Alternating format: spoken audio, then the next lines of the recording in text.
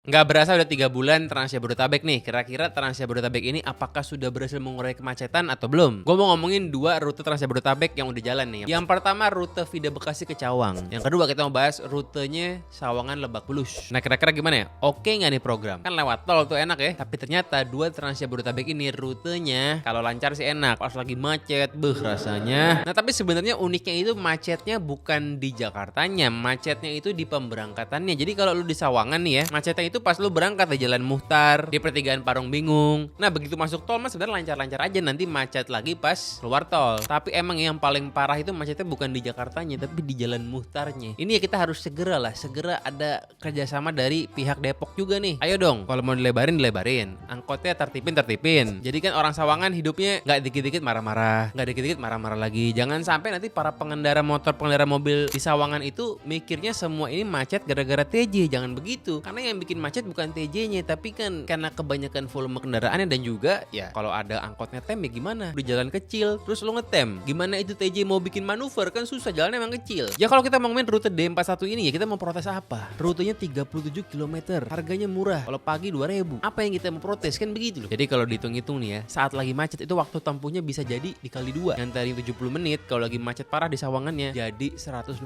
menit. Ngeri banget. Gue pernah punya pengalaman tuh naik mobil dari keluar tol Sawangan mau ke sekitaran area terminal, itu stucknya sampai 3 jam. Siapa yang nyangka cuman berapa kilo tapi 3 jam, kan gelo gitu. Nah gimana kalau Vida ke Cawang nih? Vida ke Cawang ini juga sebenarnya macetnya itu di Bekasinya. Jadi karena trayeknya Vida Cawang ini ngelewatin pasar Bantar Gebang yang super rame itu, jadi ya macetnya luar biasa lah. Memang kalau Vida ini kan bisa dibilang Bekasi Tenggara lah, Bekasi yang dekat-dekat Depok gitu ya, Depok Cibubur. Ya ini merupakan Bekasi yang memang agak ruwet karena emang di sini jauh dari kereta, beda sama Tambun. Tambun itu kan terlihat lebih jauh tapi dia itu ada keretanya enak. Jadi di Vida itu selain karena pasarnya ya juga banyak truk-truk sampah yang bodinya kan gede-gede itu, jadi bikin akhirnya ya lagi-lagi TJ-nya ini susah manuver juga. Dan gak cuma di situ doang. Begitu lu masuk ke simpang Cipendawa tuh, itu kan merupakan pertemuan alur-alur mobil yang dari Kalimalang mau ke Kalimalang. Nah di situ macet juga. Ya bayangin simpang Cipendawa nih ya, orang-orang dari Narogong, Mustika Jaya, Kalimalang kan di situ lewat-lewatnya. Trafficnya tinggi dan kadang-kadang tolnya juga kadang-kadang macet. Jadi ya ini perlu kerjasama lah. Jadi Pemkot Depok, Pemkot Bekasi Kota, sama Jakarta juga nih mesti banyak bebenah supaya akhirnya Transjabo makin mantep. So far sih ya udah ada Transjabo membantu banget pasti. Teman-teman gue nih ya, gue sih nggak pakai Transjabo, gue naik MRT. Tapi teman-teman gue nih di kantor yang pada pakai Transjabo seneng pada. Jadi mereka kalau awal bulan nih naiknya Royal Trans, duit lagi banyak.